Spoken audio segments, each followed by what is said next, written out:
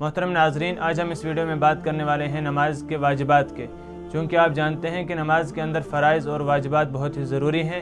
अगर इनमें से कोई फ़र्ज़ या कोई वाजिब छूट गया तो हमारी नमाज जो है वो अदा नहीं हुई, हमारी नमाज मुकम्मल नहीं होती है, हमारी नमाज दोहरानी पड़ती है। लिहाजा आज हम इस वीडियो में बात करेंगे कि नमाज के अंदर कितने वाजिबात हैं और कौन कौन से हैं। इंशाअल्लाह तफसीली गुफ्तगू करेंगे।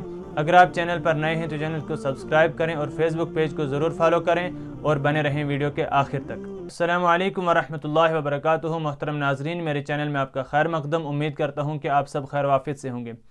नाजरीन किराम, नमाज के अंदर बहुत सारे फ़राइज़ हैं जिनको अदा करना बहुत ज़रूरी होता है, और नमाज के बाहर भी बहुत सारे फ़राइज़ हैं जिन्हें अदा करना ज़रूरी होता है, और नमाज के अंदर बहुत सारे वाजिबात भी हैं जिनका अदा करना बहुत ज़रूरी होता है।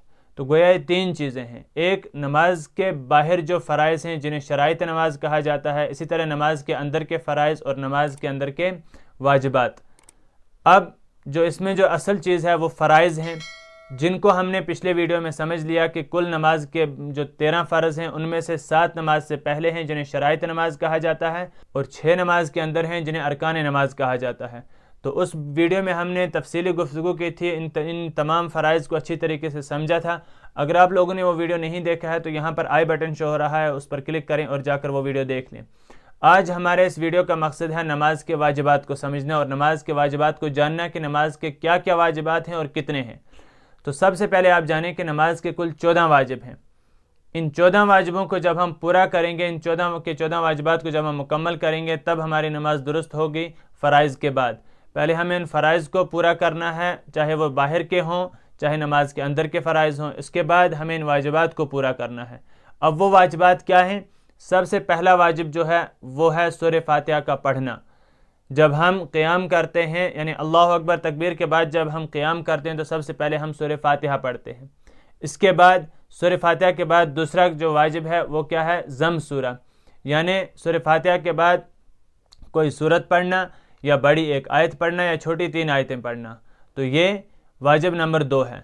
वाजिब नंबर 3 है कि फ़राइज़ की तरतीब रखना, कि जिस तरीके से पहला फ़र्ज़ है और दूसरा फ़र्ज़, तीसरा फ़र्ज़, इसी तरीके से उनकी तरतीब रखना कि पहले क़ियाम, फिर क़िरात, फिर रुकू, इसी तरीके से फिर सजदा।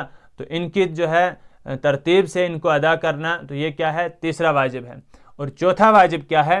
कि सूरह फातिहा को सूरत से मुक़द्दम करना, यानी पहले सूरह फातिहा को पढ़ना, फिर उसके बाद ज़म सूरा, फिर उसके बाद सूरत को मिलाना। और इसके बाद वाजिब नंबर 5 क्या है? कि कायदा उला करना। जो पहला कायदा है, जो पहला तशहुद है 3 और 4 रकात वाली नमाज में, उसको अदा करना क्या है? वो 5वां वाजिब है। और छठा वाजिब है दोनों कायदों में तशहुद पढ़ना, यानी 3 और 4 रकात वाली में जो दूसरा कायदा है और 2 रकात वाली का एक ही होता है, इन दोनों कायदों में, दोनों तशहुद में जो है अत्तहियात पढ़ना, ये भी क्या है? ये भी वाजिब है, और ये छठा वाजिब है। 7वां वाजिब है दुआए कुनूत पढ़ना। और वाजिब नंबर 8 है अस्सलामु अलैकुम वरहमतुल्लाह के ज़रिए से नमाज को मुकम्मल करना, नमाज को कंप्लीट करना अस्सलामु अलैकुम वरहमतुल्लाह के ज़रिए से। तो ये वाजिब नंबर 8 है। और वाजिब नंबर 9 है तादील अरकान, यानी कि रुकन को अपनी अपनी जगह पर करना, किसी को मुकद्दम या मुअख्खर न करना। तो वाजिब नंबर 10 है तकबीरात ईदैन, यानी ईद उल फित्र और ईद उल अज़हा के मौके पर जो 2 रकातों में जो ज़ायद तकबीरें होती हैं वो भी वाजिब हैं। और वाजिब नंबर 11 है जहरी नमाजों में जहरी किरात करना, यानी मगरिब, इशा और फजर में इसमें जहरी किरात करना, यानी बुलंद आवाज़ से किरात करना। और वाजिब नंबर 12 है सिरी नमाजों में सिरी किरात करना, यानी ज़ोहर और असर में सिरी किरात करना, आहिस्ता से किरात करना।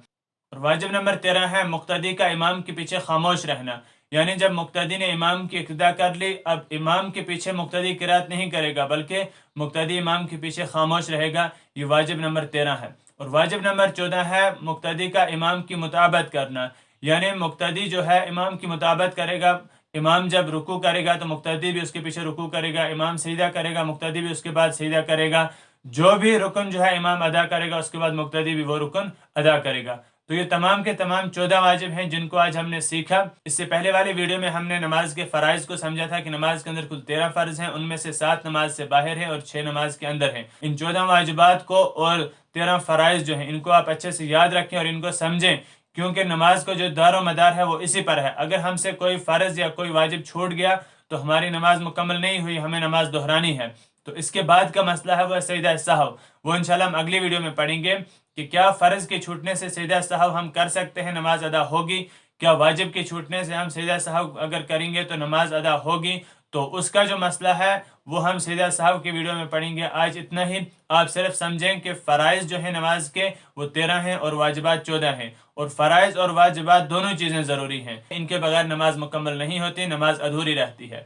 تو ان کو آپ اچھے سے سمجھیں اور صدقہ جاریہ کے طور پر اس ویڈیو کو زیادہ سے زیادہ شیئر کریں، اور اگر چینل پر نئے ہیں تو چینل کو سبسکرائب کریں اور فیس بک پیج کو بھی فالو کریں۔ ملتے ہیں اگلی ویڈیو میں، تب تک کے لیے اللہ حافظ، السلام علیکم ورحمۃ اللہ وبرکاتہ۔